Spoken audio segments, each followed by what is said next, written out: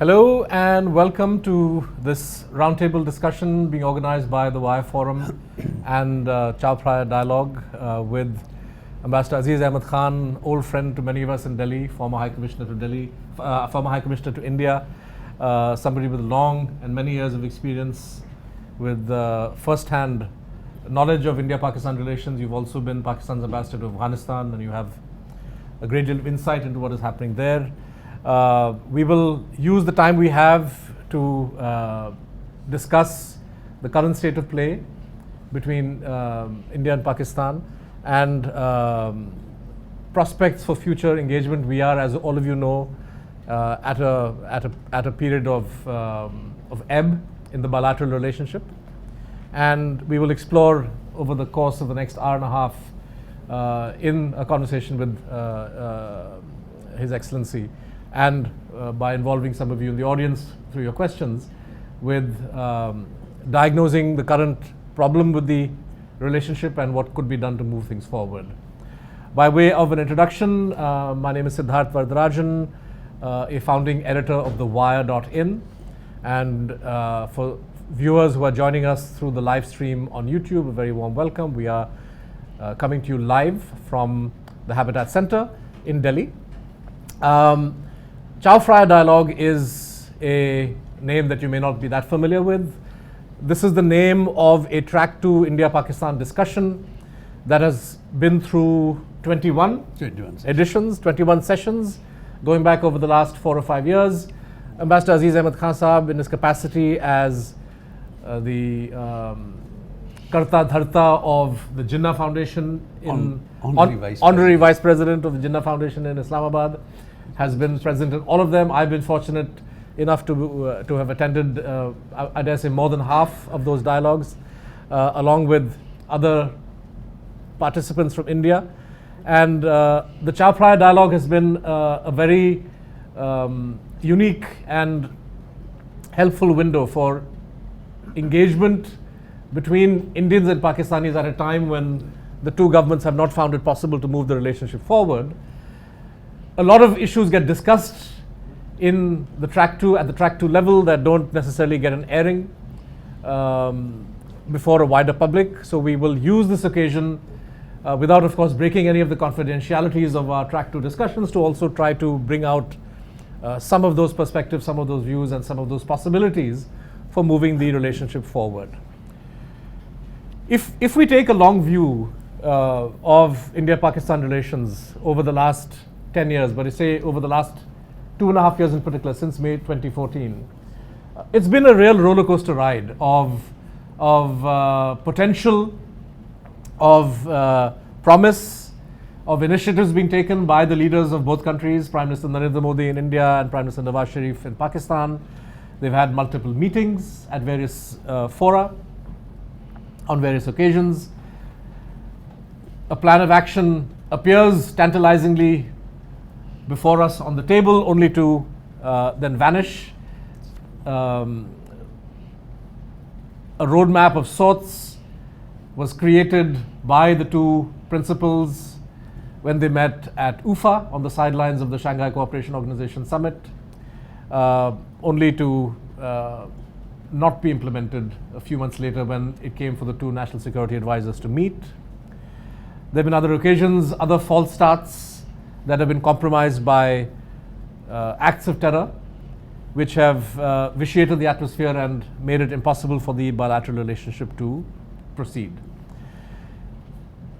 In reality, even though it is tempting to confine our initial glance to the last 2.5 years, the bilateral relationship has not been moving forward at all since 26/11.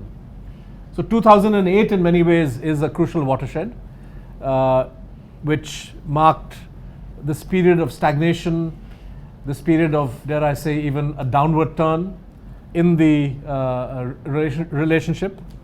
And even though both under Prime Minister Manmohan Singh and under Prime Minister Nawaz Sharif, as I said, attempts were made, these haven't really managed to move things forward. As of today, the Government of India has reiterated its stand on the record, off the record, in a variety of places and occasions, to say, broadly speaking, that talks and terror cannot go hand in hand. A new element of tension in the bilateral relationship has been added not just by the attacks in Pathankot or Uri, but by the China-Pakistan Economic Corridor plans of Pakistan and China, which will go through Pakistan-occupied Kashmir, a region that Pakistan used to call northern areas, now Gilgit-Baltistan. India has objected to the Chinese and the Pakistanis about this project. A new element may be in the offing, a new element of tension may be in the offing. There was a statement by a Pakistani minister to GeoTV a couple of days ago, maybe yesterday, that Pakistan is seriously considering incorporating Gilgit-Baltistan as the 5th province of the country. These plans have been announced from time to time in the past. If this goes ahead, this would be a new complication in the bilateral relationship. Of course, other factors that have come on the table over the last year in particular, Pakistan has seen a peaceful transition, for want of a better term, from one army chief who finished his term and went out into retirement, and General Bajwa coming in as a new army chief. This has occasioned, this transfer of power, as it were, within the military, has occasioned a lot of commentary on the Pakistani side by many commentators whose opinion one trusts, that this marks in some ways a new beginning as far as the civil-military relationship in Pakistan is concerned. Pakistan is preoccupied with dealing with all kinds of terrorist groups that are operating on its territory. The recent incidents at Sevan, for example, have occasioned fresh soul searching in Pakistan on the threat that terrorist groups pose to Pakistan and its political future. This is also, in a way, a new element in the internal configuration of power and priorities in Pakistan, and has a bearing on the bilateral relationship. And during my interactions over the last couple of Chao-Phraya dialogues, it has been clear to me and to many of the Indian interlocutors that many Pakistani analysts had hoped that perhaps with the Uttar Pradesh and other state elections that have just concluded, a new climate may be created where the Modi government may once again want to pick up the threads of engagement with Pakistan. This, ladies and gentlemen, constitutes the broad terrain of where we've been over the past 2.5 years.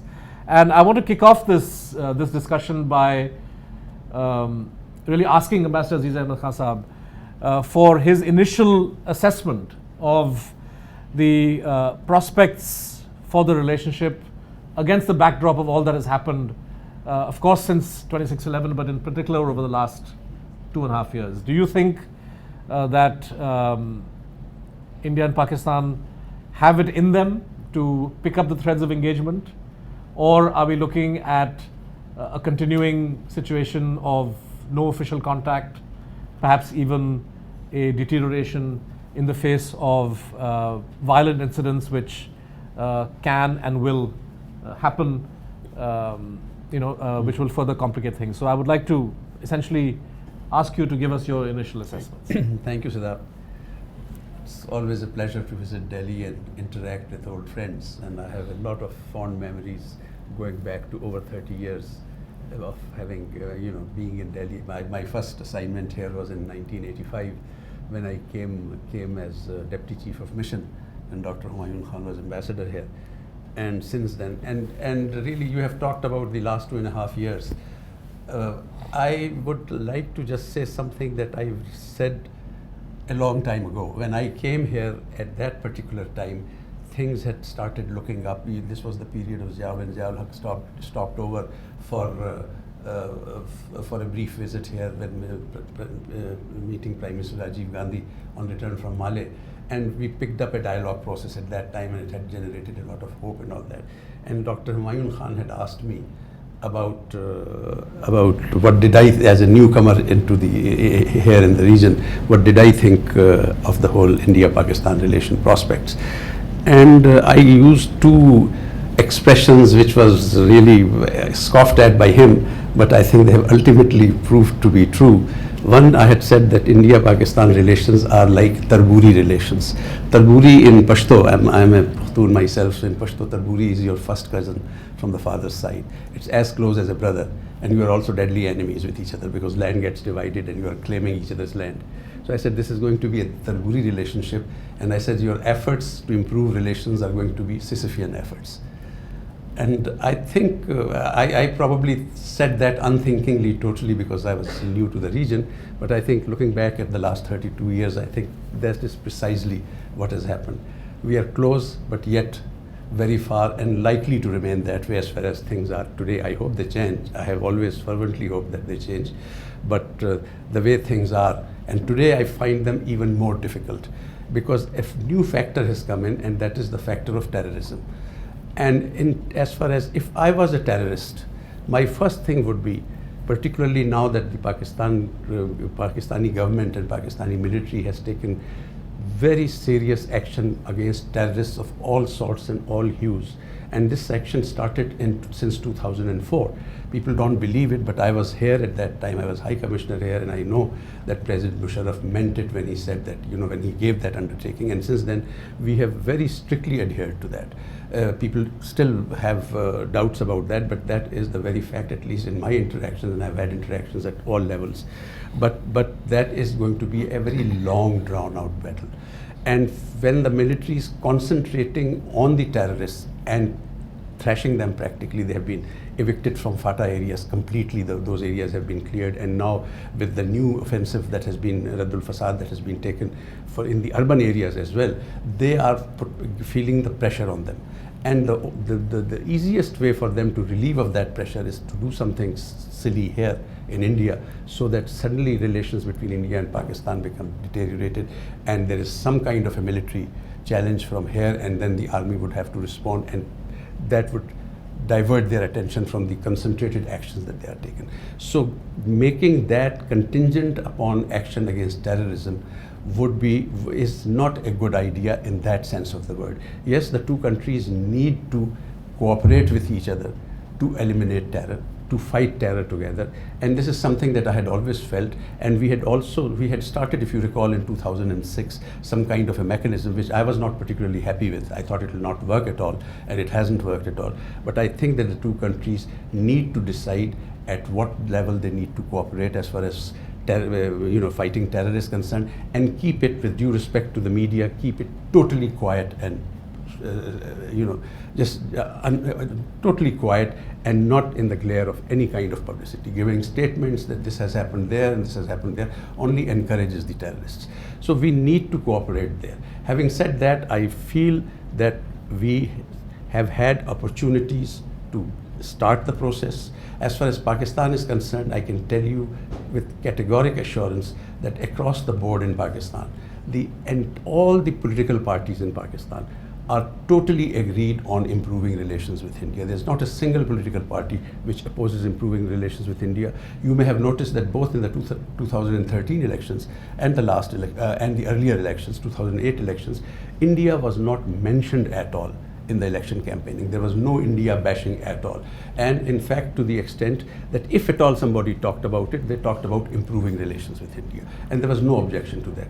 As far as the military is concerned, again, whatever little interaction I have had with them, they are also of the view that we should move forward and we should improve relations with India, relations in an honorable and dignified manner. So it is a great opportunity for India to move forward. There have been reservations here. I can understand their reservation about saying that terror and talks can't go together. True, but then terrorist gets the signal that, all right, if I want to stop talks, I just have to do something little, and India will get angry again, and the whole process will be derailed. So you have the people and government here have to make the choice whether they are willing to take that, you sort of bite the bit and say, okay, all right, whatever may happen, we will talk. We will continue with the dialogue process. If you recall, in 2005, when President Musharraf visited here, the joint statement specifically mentioned that the acts of terrorism would not be allowed. I don't know the exact wording, but something to that effect, that acts of terrorism would not be allowed to derail the peace process. That is the kind of attitude we have to adopt. And for that, we need to develop an understanding. How can India be satisfied that Pakistan sincerely means that, we need, again, it is something that should not be spoken through speeches and statements and so on, but through quiet interaction. Part of diplomacy is of doing things quietly and see whether Pakistan is sincere in it or not. And I personally feel that even today there is tremendous opportunity. Leadership in Pakistan wants to move forward, to the extent that you must have noticed that recent visit to Turkey. I think Prime Minister Nawaz Sharif, when he was asked about relations with India, he talked about improving relations with India. And in fact, in all the talk shows in Pakistan, he was bitterly criticized for that India is not wanting to talk to us. Why the hell does he keep repeating that we should talk to India? But that just shows that the leadership in Pakistan wants to move forward. We will understand your misgivings, but the only way that we can sit together and clear those misgivings is when we have interaction on all the subjects. And also, there are lots of areas where we have had good success. I mean, if you look back at all the dialogue process starting from '86, it got disrupted, then again it got started in 2004, it got disrupted again. If you look at all the achievements during this block of 30-year period, there are lots of things we have agreed to. Non-attack on nuclear installations have been one of the things. I was Joint Secretary in the Ministry when we negotiated that. We are still adhering to that. On the 1st of January, whatever the state of relationship, those lists are exchanged. So if that can be done. Similarly, the notification about nuclear accidents, then all the CBMs, Kashmir-related CBMs that we have taken about cross-LOC trade, about the bus services, and there are several others.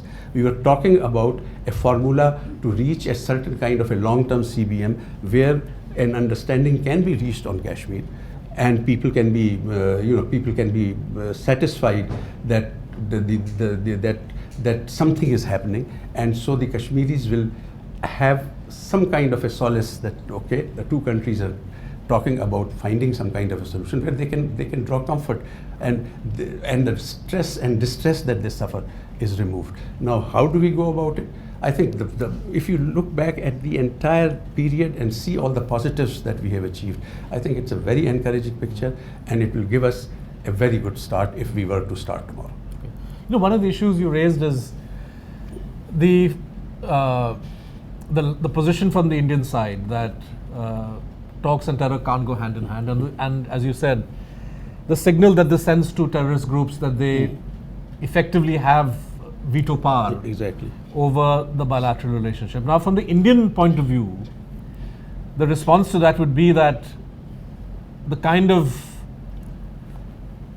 open-ended commitment which Manmohan Singh made, I think maybe it was in Sharm el-Sheikh actually.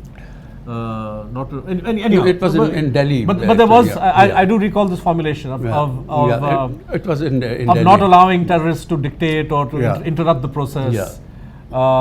It wasn't quite a formulation of the kind that Manishankar Iyer advocates of uninterrupted, uninterruptible. His is better. I think that's a but the critics of Manmohan Singh at the time, and that would be a position that the BJP would take today, the BJP government would take today, is that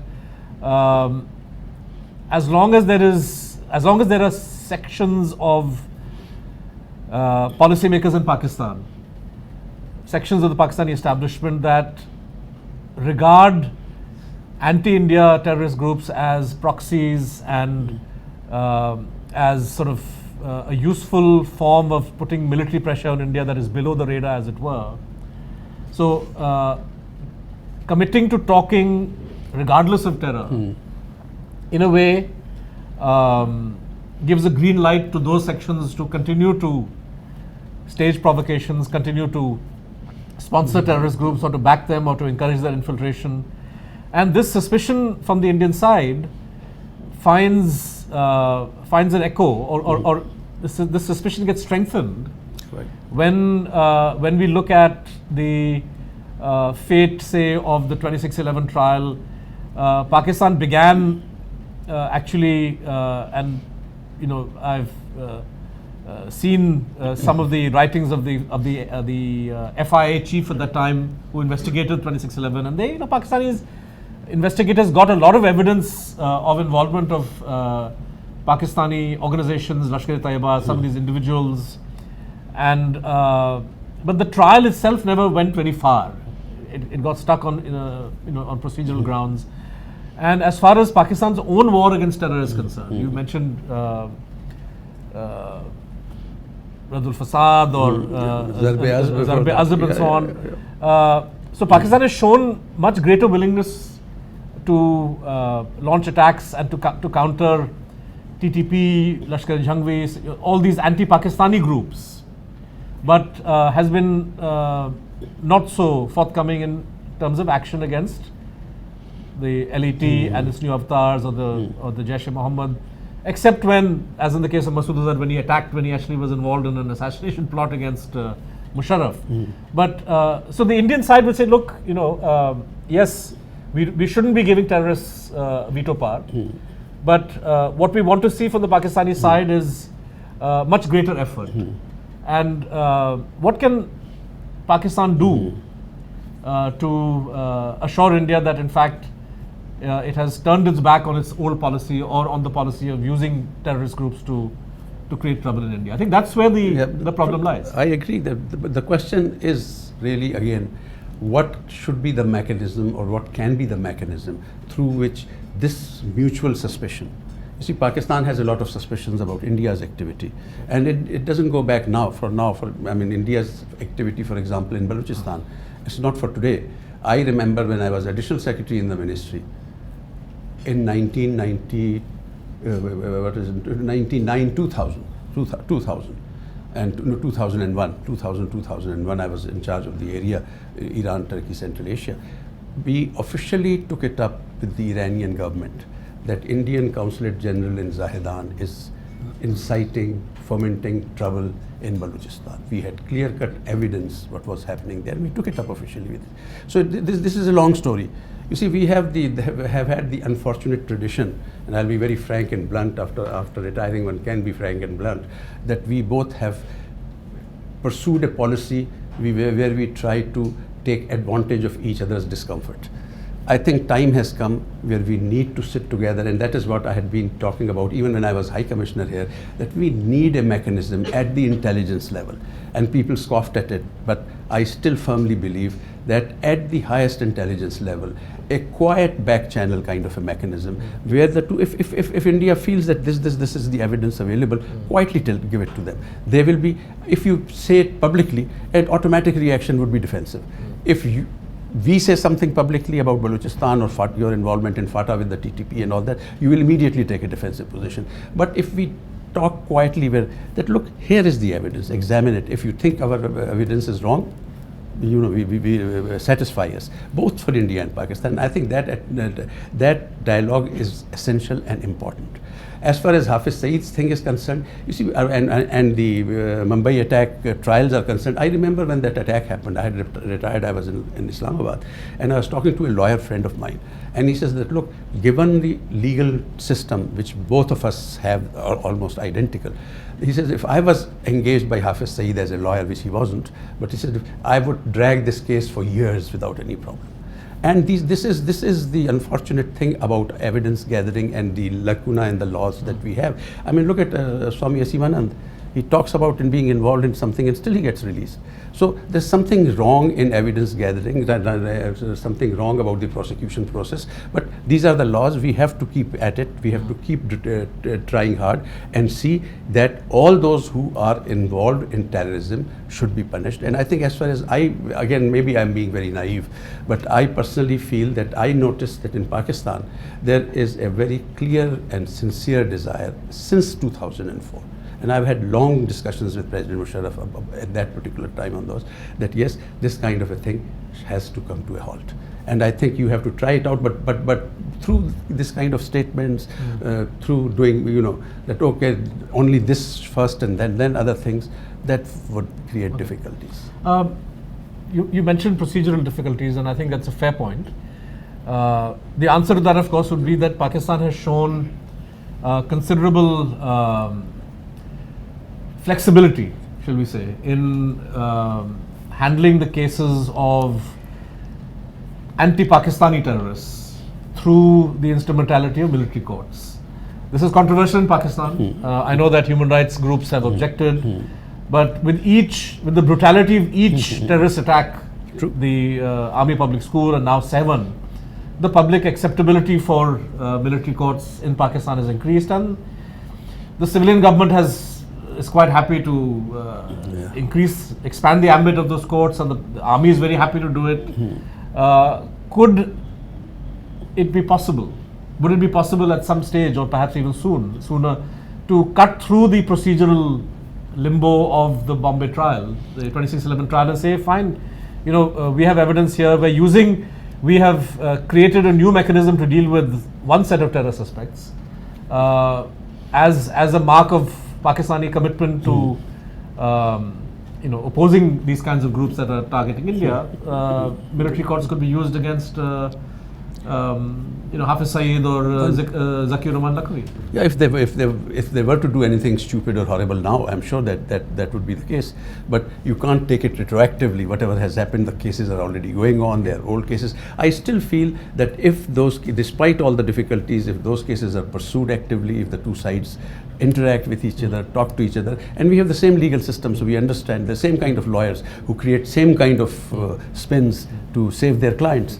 But that has to be done very quietly. But once a case is already been under that anti-terror, the Havana mechanism was spectacularly unsuccessful. To be very honest with you, I was High Commissioner here, and when it was being proposed by India, because the two Prime Minister Manmohan Singh and President Musharraf were supposed to meet in Havana, and I was told that they want some kind of an outcome also of that meeting, and this was proposed. I called our Foreign Secretary and I said, India is going to propose this. Please accept it. It will not work. I don't like it, but don't say no. Accept it, because otherwise, if we don't accept it, India will say, look, they don't want to cooperate in terrorism. But from day one, I had felt that mechanism is not going to work. Additional secretaries in the foreign offices sitting there talking about terror and investigating terror and so on and so forth. No. My own idea, and at that particular time, I had sold that idea that alternatively, we should have a quiet interaction between the chiefs of RAW and IB on your side and chiefs of ISI and IB on our side, meeting quietly in back channel, discussing things. You fling the evidence in his face. I mean, when you are sitting quietly and you don't have to have any media or public to answer to or make a statement in parliament about it, then you can discuss it more frankly, and you cannot just hedge things. And that way, when both sides are determined that they are going to fight it, then I think we will be successful. And I think there's some kind of a mechanism has to be started with that. You mentioned the Aziz Saab, the kind of criticism of Nawaz Sharif in the Pakistani media after his Istanbul comment. This was quite similar to the kind of flack he faced when he came for Modi Sahab swearing in May 2014, and I think also after UFA, when there was a great deal of consternation in Pakistan that the Pakistani side had agreed to a joint statement which didn't include a mention of Kashmir and so on and so forth. And even before Nawaz Sharif's plane touched back in Pakistan, the channels were aflame with negative commentary. This is something that we also see in this country. As a reporter, I was at Sharm el-Sheikh when Balochistan was mentioned. Gilani and Manmohan Singh met, and the joint statement had a reference to Balochistan. And there was, of course, a Pakistani reporter there who took great offense and criticized Gilani in front of all of us, the Prime Minister of Pakistan, that why have you allowed a mention of Balochistan to come in the joint statement? And he accused the Prime Minister of Pakistan of internationalizing Balochistan. Of course, the narrative played out very differently in India. And finally, Manmohan Singh had to walk back. But I'm mentioning all of this because even a politically confident Prime Minister like Narendra Modi, who has the greatest majority that any Prime Minister has enjoyed since Rajiv Gandhi, is not dependent on allies, has won one spectacular state victory after the other, and this position really is quite unchallenged. He can't also afford to ignore public perceptions, right? Now, from his point of view, he embarked upon a journey of great risk in December of 2015 when he went to Lahore. And there was a lot of, surprise, also consternation on the part of opposition politicians here. A lot of that was reflected in the media, but what were murmurs of discomfort became loud vocal denunciations after the Pathankot attack, when people said, look, you went to Lahore and this is how terrorist groups and Pakistan have paid you back. Despite that, Modi created a framework whereby some kind of a joint investigation could happen. And it seemed as if the accident-prone nature of the bilateral relationship was going to turn a corner, and that despite Pathankot and despite the BJP's professed view that talks and terror can't go hand in hand, the government had kind of bitten the bullet and said, okay, we're going to give this effort, we're going to give this a chance. A Pakistani joint investigation team came to India. They were given access to the scene of the crime, as it were, despite the fact that it was a cantonment. That also occasioned negative criticism of Modi. The Chief Minister of Delhi, Arvind Kejriwal, for example, said, this is a betrayal of Indian national security and so on and so forth. But nevertheless, the government pursued that path, and sadly nothing came of it. The joint investigation never really went further. The Indian side said that, well, we are waiting to hear from the Pakistani side. The Pakistani side said, well, we've done all that we can do. And then, of course, other events happened which, have really caused a setback to the relationship. Do you think, looking back, I know that you're not in government, and so you're not privy to information that is not in the public domain, but as somebody well informed, exactly. Do you think that the handling of the post-Pathankot crisis and investigation on the Pakistani side might have been different? And had it been different, we could have avoided some of the terrible bumps that we've seen over the last 6 months? As I said earlier also, I believe that there are certain aspects of investigations which need to be kept quiet. Otherwise, it becomes difficult. I don't think Pakistan has yet abandoned this thing that Indian team cannot come. It's just that we have stopped talking to each other. There has been no exchange. I think if we start a process, I think India can take up that matter again and ask the government, what do we do? And the more quietly it is done, the better it would be for the process. Because whatever majority Prime Minister Manmohan Singh may have, difficulties can be created. I would like you to recall that Prime Minister Rajiv Gandhi has the largest majority in parliament ever in history. And when he came to Pakistan, I was again, unfortunately or fortunately, on the scene. I was Joint Secretary of the Ministry at that time. The talks that they had, if you look at the joint, this was in July 1989. In July 1989, in June 1989, the two defense secretaries had met on Siachen and had agreed to a formula to withdraw from Siachen.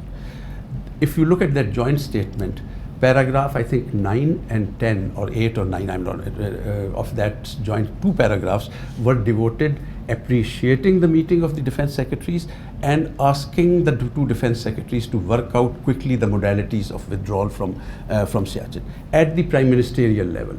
And your military objected to it, and that agreement since '89 has not been implemented till today. Had that agreement been implemented, it would have paved the way to move forward in many other areas. And I personally feel very, very upset about that, because I was very intimately involved with the whole process, and I thought it was done.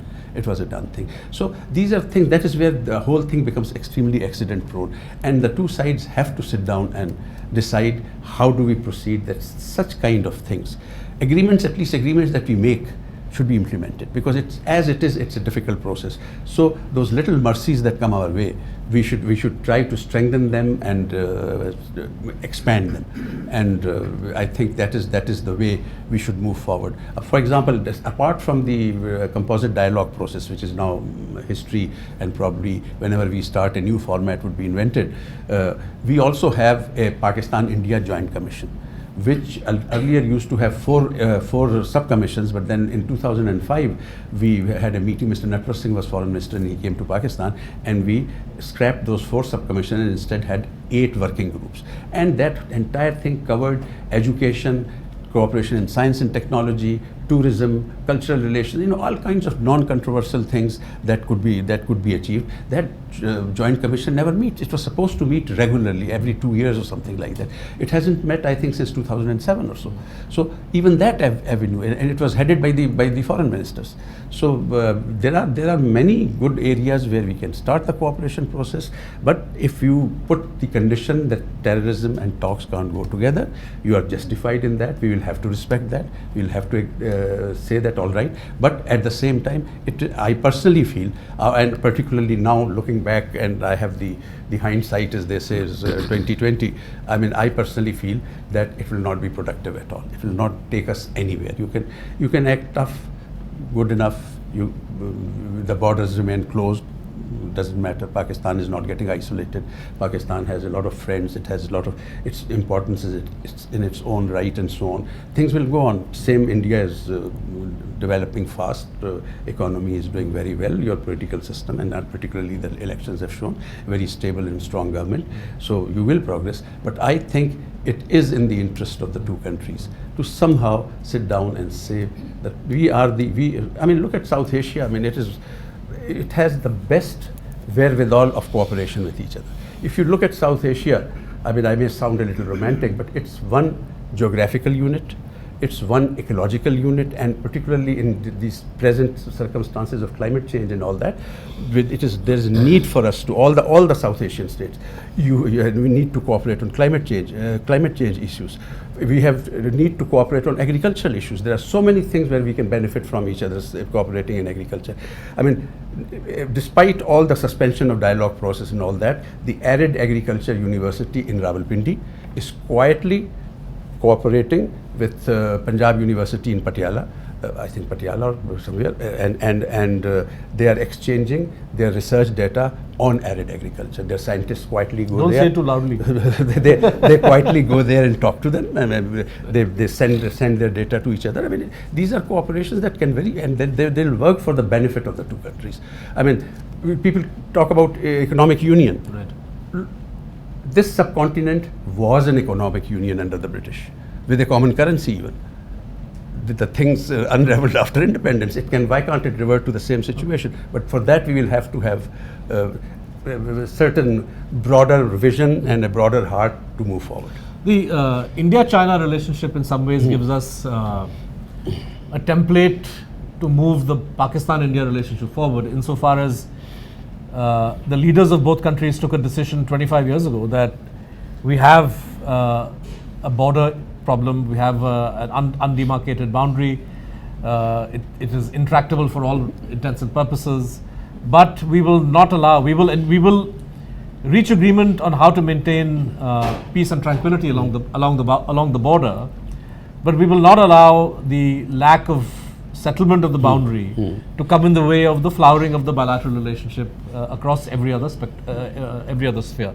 And if you take a look at India-China relations since the border peace and tranquility agreement, there's really been a blossoming of the relationship on, in every direction: trade, people to people exchange. I would say even military to military contact between India and China, despite momentary ups and downs, is at a much higher level than what it was 25 years ago. Could this be a model that India and Pakistan could look at, that we say, fine, Kashmir remains an issue that we need to resolve. Siachen is an issue that requires a great deal of confidence between the two countries, but it's there to be resolved. Sir Creek is also there. The problem of terror looms large. Is there the possibility of the two sides reaching, a modicum of understanding on making sure that red lines of either side are not crossed, and then you proceed with, as you say, on the trade front, exchange of on the ecological, environmental front? Surely the India-China relationship is an excellent template for these two countries to follow. Actually, we did better than that. I mean, I won't follow India-China template, because we had a template which was far advanced than India-China template. We decided on the 25th of November 2003 that total peace on LOC and no firing. And for 5-6 years, there was no exchange of fire at all. How did it happen?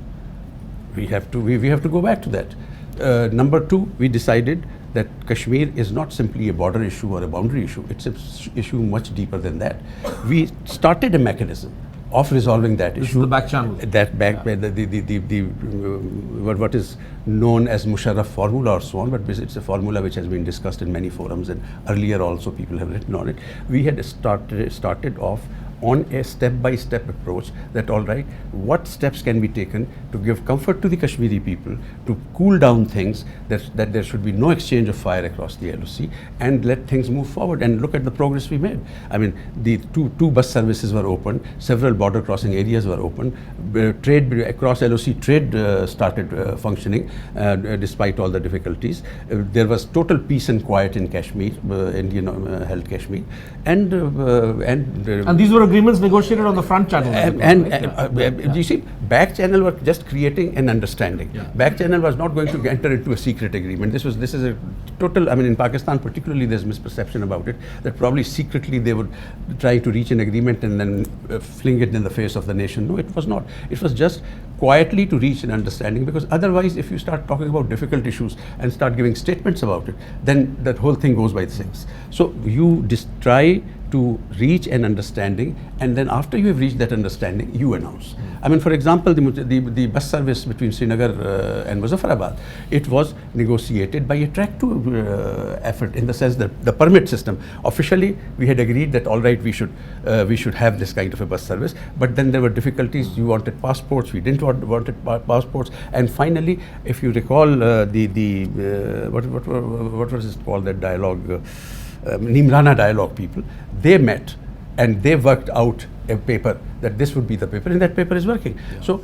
if there is your intention to move forward, you can find a way, and that is, I think, what Pakistan and India need to do, is to find that way. Okay. And I think, and to be very honestly telling you, that you have wasted the past 8-10 years, in the sense that the goodwill that is in Pakistan today across the board about improving relations, I have never seen that kind of a thing anywhere, even where you call the establishment circles and so on, when one has discussions with them, one has talks with them, even there is no opposition and objection to improving relations with India, so long as it is in just an equitable manner. Before I open the floor to questions and comments, and I should also say that if anybody is watching on YouTube and has questions, you can post them on our YouTube page, and we will try to ask them of Ambassador Aziz Ahmed Khan Sahab. But my question to you before I hand things over to the audience or involve the audience is, it seems at one level overly ambitious to speak of the Musharraf-Manmohan formula and that entire period, because it seems like so far in the past, and the terrain seems to have shifted so dramatically over the last 7 or 8 years, that it seems more important just to start talking again. But the question that I have, and that many Indians have, is the degree of buy-in within Pakistan to that Manmohan-Musharraf formula. Now, most rational observers of the bilateral relationship will tell you that yes, that formula, which is based on essentially territorial status quo, but creating this idea of soft borders and facilitating interaction between Kashmiris on both sides, is the most viable, perhaps the only viable way to move forward. But within Pakistan, I've met through the Track 2 process politicians from PPP and from Nawaz, from the PML, that say, no, that was Musharraf's own freelance activity. We don't support it. And I dare say, without betraying any confidence of the Chow Fryer confidentiality, that I've met retired Pakistani military officers who also say that, well, that was Musharraf's own, it was his own project, and there was no buy-in even in the military. So what is your assessment about the possibility of that formula coming back on the table with the full backing of Pakistani stakeholders? If the bilateral relationship were to improve, can we expect that formula would have the support of the Pakistani military, Pakistani politicians, Pakistani public opinion? See, number one, why things became difficult first, calling it a formula. Shouldn't have been called a formula. Number one. Number two, giving an impression, at least in the media and the public discourse and public discussion, as if a secret final settlement was being negotiated, which would have been inflicted on the nation. That was not the case. The idea was, just like the bus service, or just like the cross LOC trade, a wider spectrum of several CBMs put together as a CBM. The Musharraf formula was a broad-based, larger CBM for 10 or 15 or 20-year period, whatever period the two sides agree to, that all right, this will happen, and this probably will create an environment between the two sides where the final settlement of the Kashmir issue, without prejudice to the official positions of either side, Pakistan's position about UN resolutions and your position about a two-tongue and so on, that we will get to that later. And in 10 years or 15 years, the world would change as it is. The definitions of sovereignty is changing, the borders are changing, the economic integration, the internet revolution, the social media, it's a totally different world. What this world would be like 10 or 15 years from now, we can only guess. But the idea was that for adopt something, a wider range of CBMs for 10 to 15 years, which would allow comfort among the Kashmiris, which would allow this violence that is going on, diminished violence or eliminate completely violence in Kashmiris, eliminate presence of security forces, because wherever strong presence of security forces is there, human rights violations take place, whether it is India, Pakistan, any country in the world. So all that, the idea was not a final settlement. People have an impression as if Prime Minister Manmohan Singh and President Musharraf are going to reach a secret agreement and sign it. And I used to tell some colleagues who used to, even colleagues who discuss in our dialogue and so on,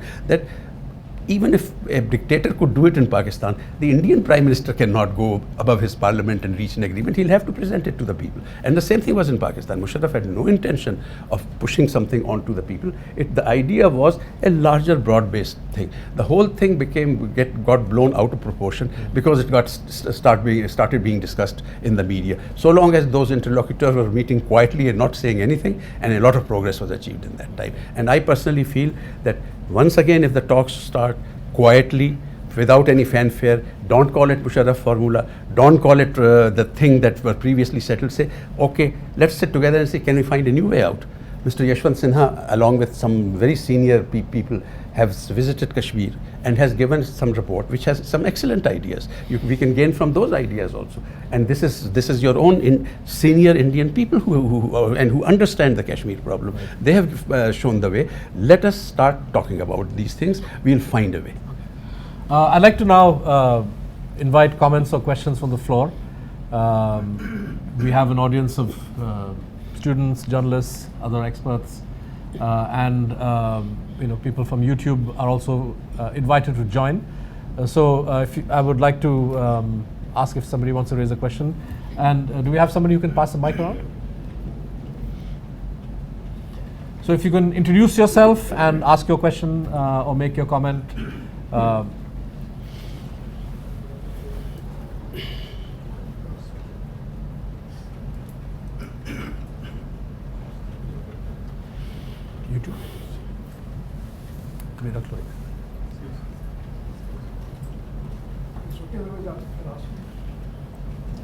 ये 4 mic से कोई ना कोई तो काम कर रहा होगा. Can you just see if this mic is working? It's a small room and we are loud. Okay, so he's got it. There he's got it. Okay. Excellency, you referred, my name is Vijay Naik, I'm a journalist. You referred to the dialogue of intelligence level actually. I remember that there was a joint working group on terrorism between India and Pakistan. Few meetings were held. We had Mr. K.C. Singh heading the dialogue at the time also. And after a few meetings, I think, there's more distrust than the trust was developed in the meeting. So what happened to that actually? We just stopped it actually, and we didn't go ahead. If that particular dialogue continued it further, I think the suggestion which you made would have really worked. No, as I mentioned that earlier in my presentation, that when that proposal was made, I had personally felt that it will not work. It was not likely to work. this kind of a dialogue has to be of a different nature. Two additional secretaries from the Foreign Affairs sitting in full public glare with all my media friends waiting outside to slaughter them later on. It's not going to work. They are going to take positions which are going to be disastrous for the process, the intention for which that process was started. And I had personally felt at that time that it would not work, and I was proved right. It should not be revived. There's some different mechanism quietly has to be brought about between the intelligence agencies of the two countries, and they can meet quietly and work out. They know how to tackle these problems, and that is the only way out. Otherwise, it will not work. For all we know, the agencies on both sides may already have mechanisms to contact each other and may also be having discussions? They are not having discussions as far as I know, but they have mechanisms, yes. They can get in touch with each other. There is a braderie of intelligence people all over the world. They can always get in touch with each other. Right. We have a question from YouTube. Yeah, we have a question from Pulkit Bharti. He asks, should stakeholders in Kashmir be involved in such back channel talks? What effect would it have in the outcome of negotiations, and who would be their representative? Yeah, that's a very important question, and I think the leave aside the back channel effort.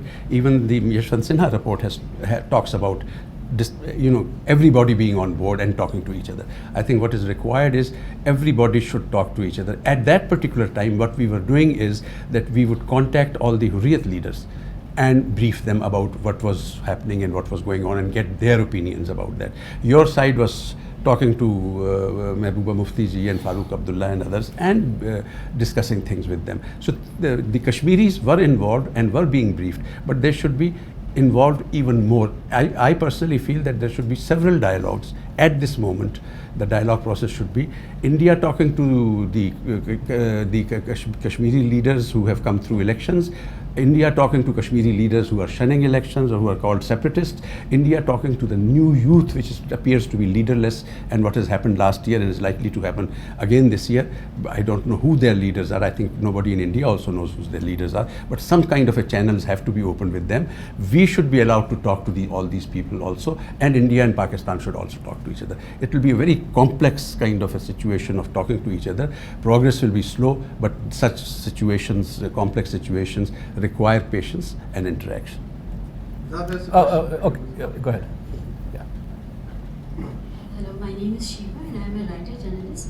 My question is, what is the impact of RSS on our bilateral relationship between India and Pakistan, and do we factor in, particularly the Pakistan side as well, factor in the impositions, the ideological impositions that come from that channel? So we would like to know what, because this is very interesting. We don't know, in India itself we don't know that what's going on. Yeah, you should start trying to know about it before it hits you, because I personally suspect that the phenomena is going to hit you, as it is trying to find roots in Pakistan also. They don't have any organized structure inside Pakistan, but all those freelancers who have gotten out of job because of the Pakistani military action now try to wave a new flag, and they thought that ISIS would be a new flag. The most dangerous recruits for the ISIS, in my opinion. You said RSS. Okay. Yeah, I said. I heard it. Huh? We have our own homegrown. Okay. She said. I can't comment on that. But I think you have to handle that. But I think the ISIS answer is also the question is also relevant, and I think let's carry on. As far as ISIS is concerned, you have the most dangerous part would be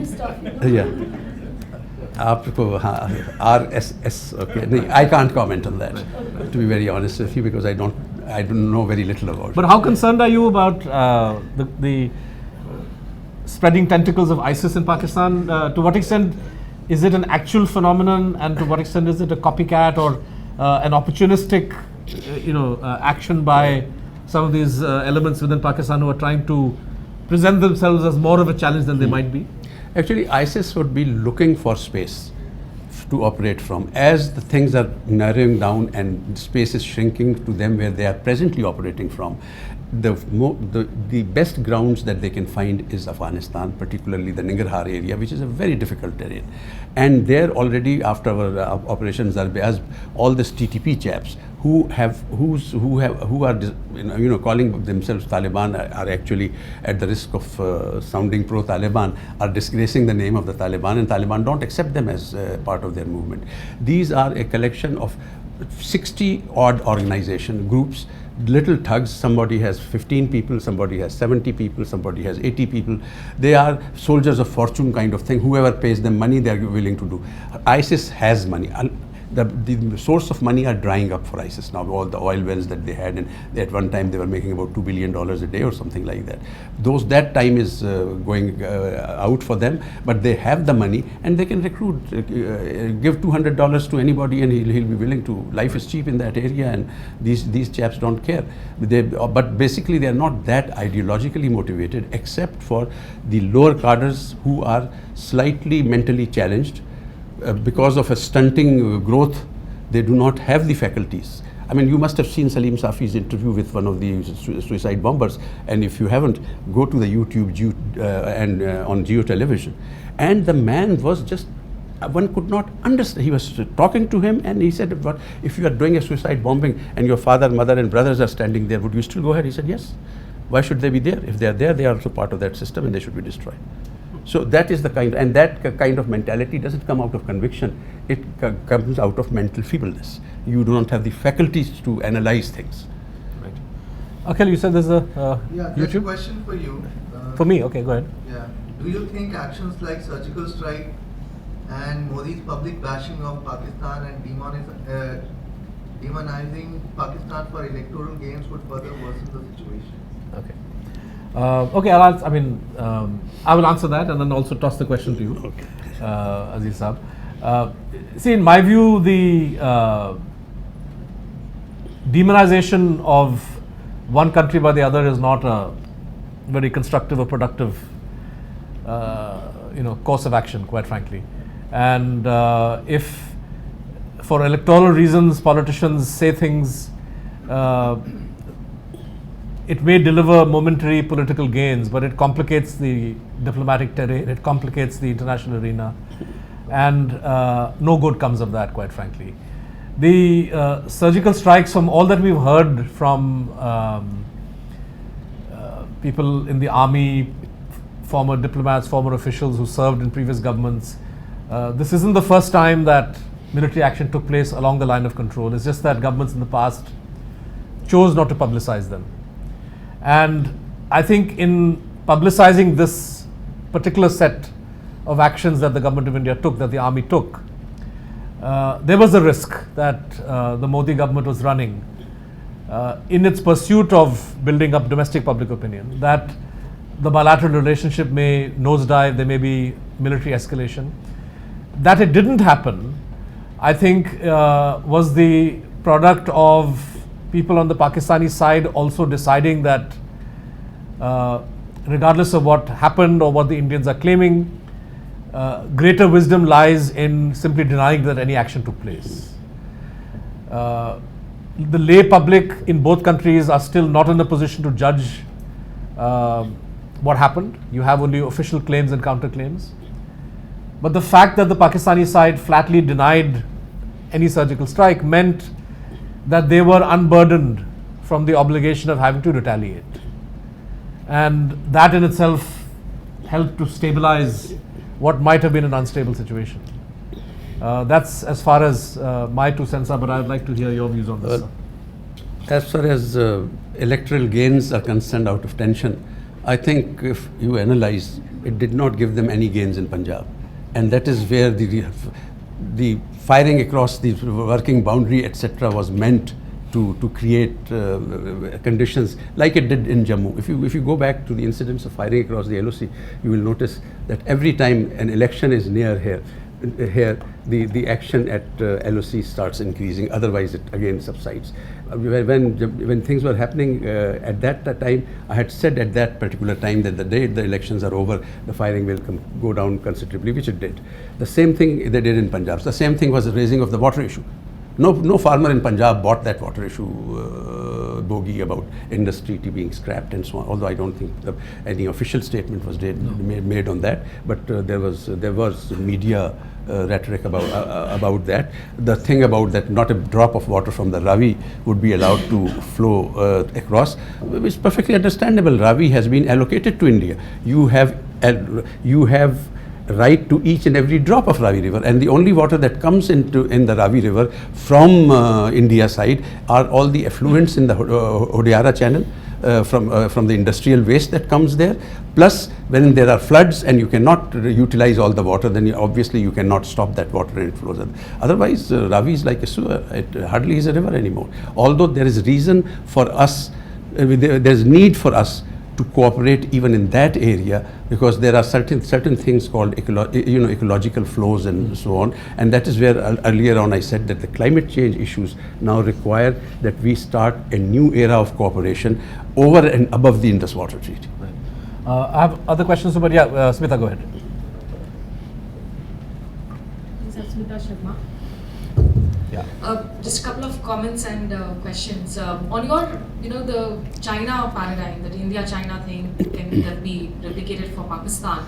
The counter argument would always be that, of course you fought a state-to-state war, but you've not had non-state actors running amok on Chinese territory, unlike in Pakistan, where yes, Musharraf did clamp down upon these organizations in the post-9/11 era, but in the last few years, intentionally or unintentionally, the non-state actors have had a free run on your soil.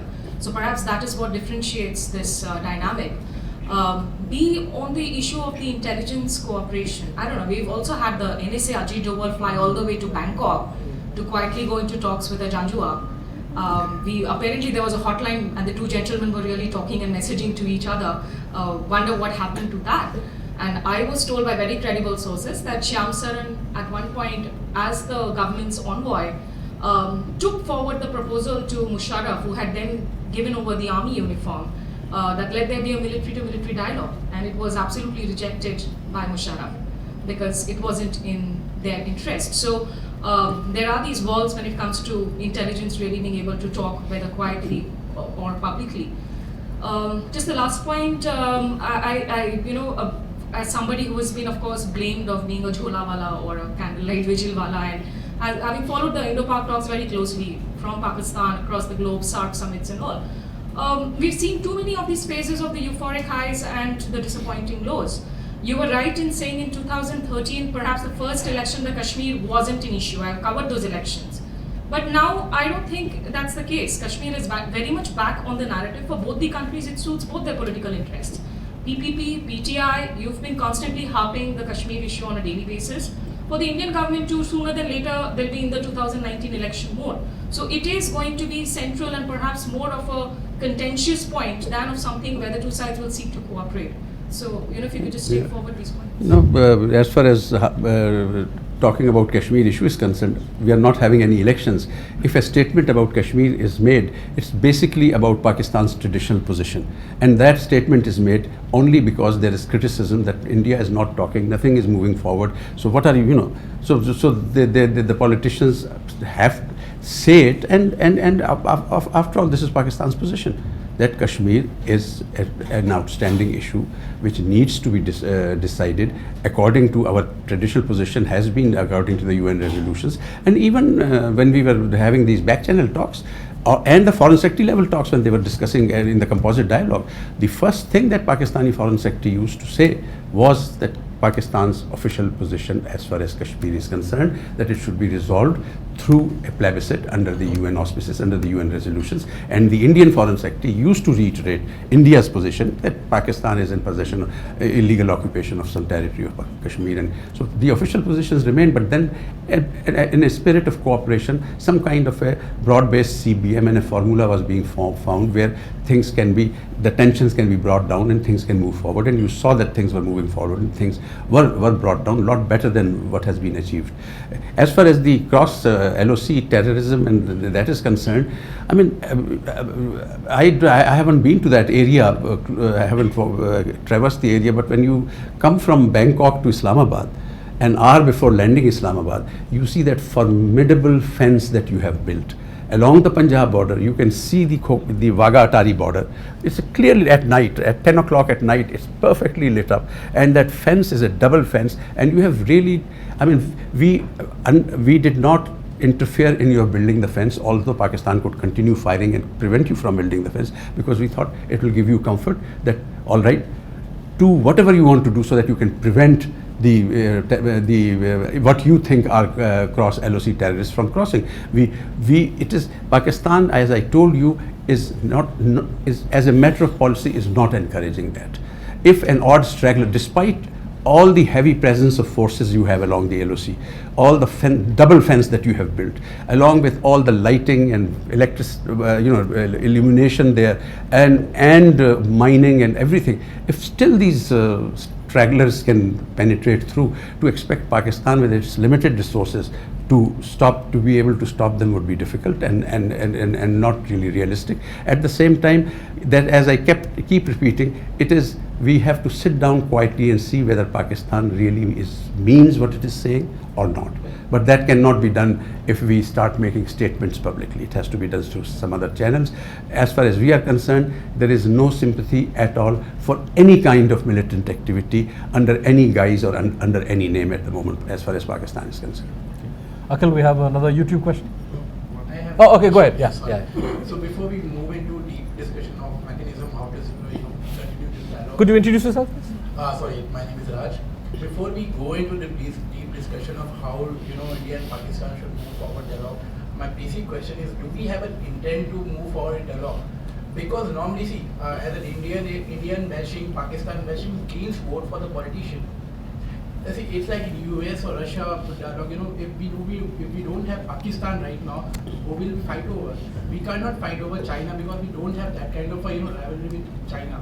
But we have the same Pakistan bashing Indian normal Janta, Indian people, Pakistani people at a level. They love this Pakistan bashing or India bashing.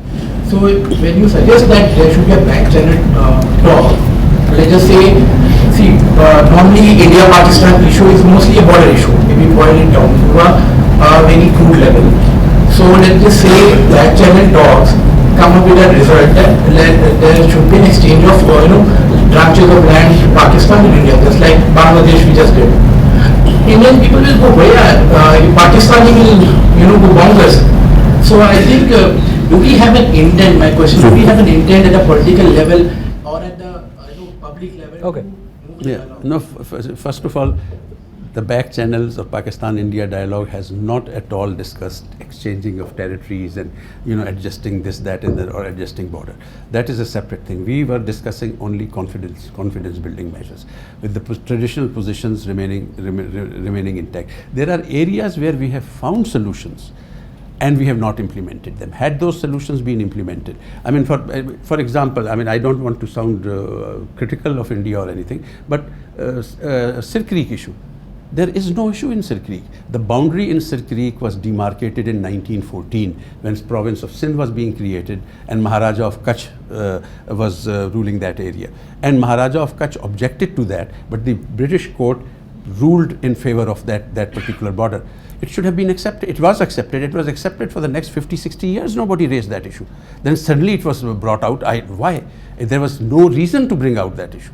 I mean, colonial boundaries are all unfair boundaries. After all, everybody Pakistani feels that Gurdaspur should have had come to Pakistan because it was a Muslim majority tehsil, but it did not. Okay, khatam ho gaya. The thing is over, matter is over. This issue, I mean, for example, if we start creating issues out of non-issues, the same thing is in Siachen. Simla agreement says neither side will alter the situation on the ground, and the situation on the ground was altered. People should not have, neither side should have gone beyond NJ 9842 unless peacefully demarcating where the border should go. Your claim was it goes north, our claim was it goes east. We could have. Whoever concedes No, the public will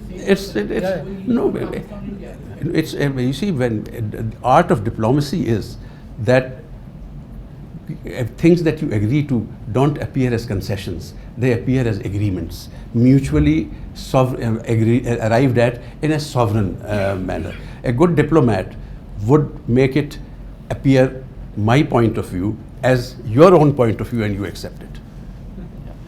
And if I can just add, I mean, Pakistan bashing on the Indian side and India bashing on the Pakistani side is politically beneficial precisely at times when relations are Low.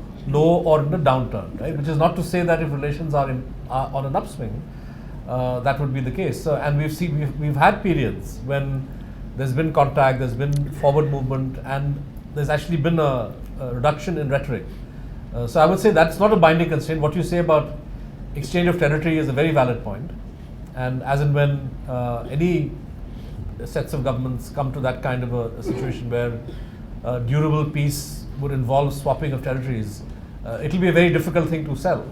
But I think as of now, we are very, very far away from that. Akhil, there's a YouTube question? Yeah, I'll come to there's a this. question from a user. How does Pakistan view the CPEC project? What are the strategic advantages and loss to Pakistan, and what has been India's response to them? In the same vein, should India try to join CPEC to secure our own interests? You see, CPEC, again, there is a lot of misperception about CPEC in India. CPEC is a purely economic project. It consists of, it's a massive, very big project, part of the One Belt, One Road China connectivity concept. And in that, there are two routes. One is the eastern route, which already exists in the sense that Karakoram highway coming down, joining the motorway, and the motorway has been, as you know, has been constructed up to Multan, and then it's coming from Karachi towards Sakhar, and the Multan-Sakhar section is being built by under the CPEC. The other is the western route, which goes nearer the Afghan border, and will benefit areas of remote areas of KP and Balochistan. So these are the two. This is the infrastructure projects, which is about $15 billion or so. The other is about 35 billion or 35 billion or so of the energy projects. There are several clusters of those projects. Some what are being called early harvest projects. The others are to be done later. Mostly coal-based technology. Apart from that, some solar technology, some wind technology, plus some LPG-based plants also. So we have an acute shortage of power, and it is going to increase in the coming days. We feel that once the power supply becomes okay, chances of investment would be better. Pakistan is doing well economically. Our growth rate has almost touched 5%. The World Bank projection is that in the next 2 years it's going to be 5% and going on to 6%. You have seen the stock market; it has performed fantastically. I don't understand the intricacies of stock market, and economists can explain it as something very bad for the country. You know, this is the beauty of economics, that the glass can be half full or half empty, which way you look at it. But that's besides the point.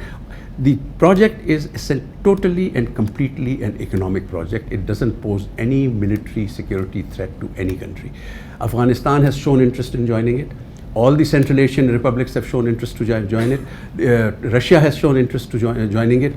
Iran has shown interest to joining it, to the extent that Chabahar port, which is a favorite of India, Iran has offered that Chabahar and Gwadar should be twinned. The distance is only 70 kilometers, and they said these should be joint ports. Where Chabahar does not have such deep draft, so Gwadar can be used for the deeper draft vehicles and ships, and Chabahar can be used for that. But China is very keen, Iran is very keen to join that. Russia, if you recall, the great game used to be Tsarist Russia's access to the warm waters. Now we have invited Russia to come to the warm waters, that we have built this port for you. Please come and utilize this port. I remember in 1999, 2000, when I was looking after the area in the ministry, and I accompanied President Musharraf for several meetings with the Central Asian leaders. At that time, the project still had not gotten off the ground. We used to tell them that we plan to build this port, and this is a port we don't need. It is a port for you people, because this is the shortest access that you can have. Of course, peace and stability in Afghanistan is very important about that, and that's another very complicated issue which I don't think we have the time to discuss now. But please don't be apprehensive about CPEC. It is a purely economic project. It will benefit the region, and if the region benefits, it will not be harmful for India either. Questions have been raised, Ambassador Saab, about the costs, the financial costs for Pakistan, whether Pakistan will be able to get enough economic benefit to be able to service the huge debt that it's going to incur. Yeah. And there's talk of very high tariff rates for the power for these projects. How valid are those concerns? As I told you, economists can discuss things either way. But Either the India glass, bother about it. either No, it's not India, Pakistan. either glass is half full or half I empty. remember Hassan Nisar Saab talking about it in a very sarcastic Yeah, manner. Yeah. Hassan Hassan Nisar is prone to sarcasm, and I love his sarcasm. It's very enjoyable. So there's a question from Yusuf, then I'll come to you. Go ahead. My name is L.S. Bell. I am from the Council of Ambassadors of Goodwill Across Borders. Fantastic. So there is a perfect harmony between the people of India and Pakistan. Correct. And the younger generation today sitting here in India and Pakistan is fed up of this problem. And subsequent governments for last 70 years have not been able to sort out this problem, which actually to some of us feels like no problem at all. Now, can we have any out of the government settlement of this problem, then involving the government always and coming to no conclusion at all? I think the best thing would be for the youngsters of India to sort out their government and youngsters of Pakistan to sort out their government. I think that would be the best way to do it. And I think it can be done. I have seen the youth of the two countries interacting. When I was High Commissioner here, we had a relatively good period of interaction, and at that time, during those 3 years, 26 college and school delegations visited each other. And I used to interact with each group when they used to come back, and they used to be totally starry-eyed about Pakistan. कि हमें तो अंदाज़ा ही नहीं था कि पाकिस्तान ये है.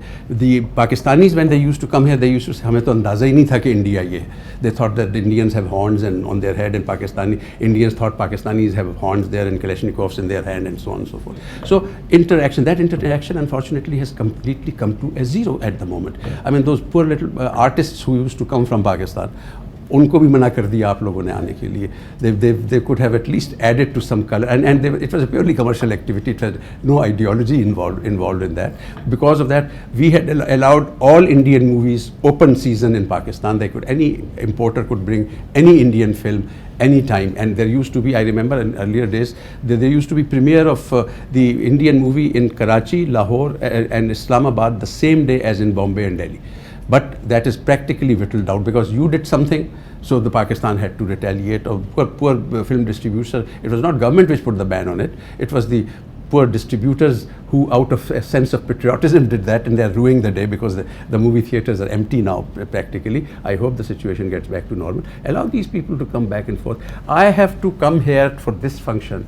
I had to travel 12 and a half hours to get to Delhi from Islamabad. If we had direct flight from Islamabad, it's total 1 hour of airtime. I could have reached here in 1 hour.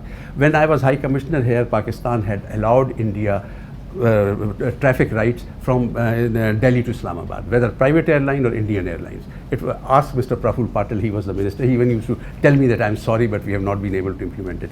We had asked for traffic rights for Trivandrum and Kochi because of all the traffic for the Middle East that is very lucrative market, and there is so much Indian traffic working in the Gulf area that all your airlines put together cannot carry that traffic. So we thought we will also benefit from that. These are activities which will promote connectivity, which will promote interaction. Schools and colleges, I mean, there should be scholarships given here to people to come in for higher studies. You have some excellent universities. In 2004, early 2004, our education minister was visiting here for some other conference, Professor Ataur Rahman, and I forced him to and took him to go and call on Murli Manohar Joshi ji, who was the the human resource development minister, and I said, why don't we were sending a lot of students for PhDs to the US and UK at government expense on scholarships.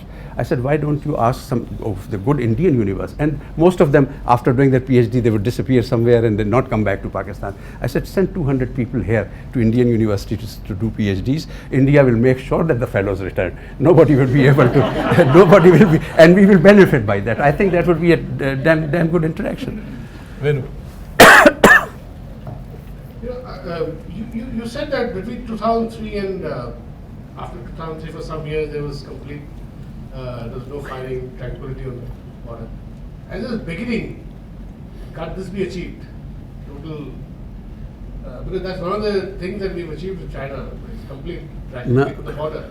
So what will it take to, as a starting point now, to achieve that? Should I be honest? Yeah. Tell your forces to stop firing, see if Pakistan doesn't go quiet also. I can give you in writing guaranteed. There is no interest in Pakistan. And particularly because all we achieve by that firing is innocent Pakistanis, mostly women and children getting killed. Very few Pakistani soldiers getting killed. On your side, there is hardly any civilian casualties because there is no civilian population. In Pakistan, there are...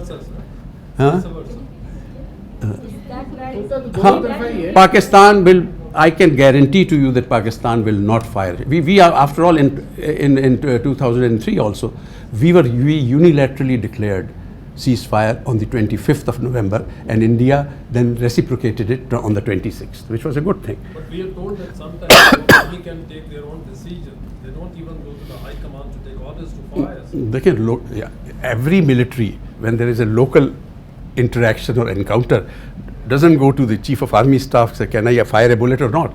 If he's being fired at, he immediately fires back. So that is part of the game. But I think that if the two sides resolve not to fire, it can be achieved very easily. We are really out of time, unfortunately. We have, I think, do we have time for the last question? Or? Yeah? No? Last one for woman in the back. Yeah, go ahead. Good evening. My name is Ghazala. I'm a research scholar. My question is for both our panelists. His Excellency repeatedly mentioned that negotiations between India and Pakistan should happen away from the glare of the media. Would you say that mediatization of diplomacy, the increasing role that the media plays in diplomacy, from especially electronic media, and its linkage with flaring up egoistic passions on both sides of the border, is one of the main reasons why progress is hampered? And what could be done on both sides of the border to decrease this negative rhetoric, especially on the TV news channel? No, there are certain aspects of talks which are sensitive, and that I don't say that everything should be kept away from the glare of the media. After all, the breathless reporting should be given airtime, and as much airtime as people wish to watch it. I mean, we always have the remote to switch it off, which I normally do. My television watching is restricted to about half an hour or 45 minutes a day, and nothing more than that as far as news is concerned. But the channels, the media should be given full access to all information.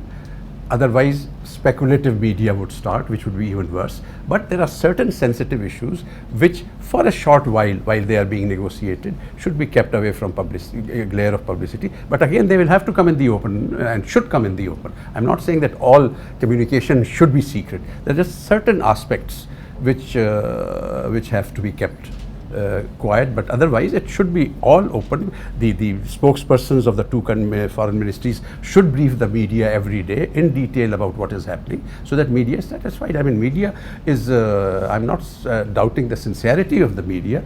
It's just certain commercial aspects which makes poor reporters suffer because of that. Not the states ask them to do what they have to do. I think that the media involvement and media's discourse sometimes complicates the task of diplomacy. But if governments are confident and if leaders are confident about the correctness of the course of action that they want to take, then they should not be influenced by the media. So I would say, even though I can think of a few examples of where the media may have actually caused a setback, my preference would still be that the media should carry on doing what it's doing. Viewers and readers have an option to tune in or tune out. Media should behave responsibly. Media should report accurately. Media should not confuse news reports with editorialization. Unfortunately, a lot of what passes for news on TV channels is blatant editorialization. And that makes, when editorial views are presented as news, I think that's where the complication sets in. But having said this, governments have shown the ability in the past to do whatever they wanted to do. And I hope that both in Pakistan and in India, the two sets of leaders will show that confidence in themselves and in the wisdom of engagement, even if at a particular moment in time the media tries to portray this engagement as a sign of weakness on their part. We posed the question at the start of this roundtable about the prospects for engagement. We've spent rather a lot of time trying to understand the backstory to why we are in a situation where we aren't talking. But I have to say, as somebody who watches India-Pakistan relations closely, that, and I'm sure Ambassador Aziz Ahmed Khan would agree with me, that the current outlook is not very positive for any future or any immediate resumption of engagement or dialogue, for that matter. But we shouldn't forget that if you look at the last 10 years, whenever we appear to have hit rock bottom, the two leaders on both sides have shown an ability to act and to think and act boldly. So after the Lahore visit, which itself was bold, you had the Pokhran and Chagai tests. Sorry, you had Chagai and Pokhran tests, which made life difficult. Then you had Lahore, which suddenly confounded the world in terms of so-called nuclear flashpoint countries actually looking for ways to engage. That was followed by Kargil, and we had a lengthy period when it seemed as if the relationship would go into free fall. That was followed by Agra. Agra was a flop. You had the attack on Parliament, again a downturn, but then the 2003 ceasefire, the January 2004 side statement at the SAARC summit between Vajpayee and Musharraf, which set the ball rolling for a fairly lengthy period of engagement. So there's been times when things have looked bad, and there's been times when leaders have suddenly surprised us all with initiatives that we didn't think they were capable of taking. So even as the broad outlook remains somewhat bleak and somewhat pessimistic, actually, that isn't necessarily going to be the case always. I would just like to add that the prospects are not very bright, but the atmosphere as far as Pakistan is concerned is extremely propitious to start the dialogue process. Now, whether it is done or not is for you to decide. On that note, we'll have to end it there. I would like to invite all of you for light refreshments, tea and refreshments, and if you have any further questions that you want to ask Ambassador Aziz Ahmed Khan, you can do so over tea. My heartfelt thanks to you for taking part in this forum. Most of our interactions in the past have been in track 2, but it's been nice of you to come and speak publicly and take questions and participate in this public forum. Thank you very much, sir. Thank you.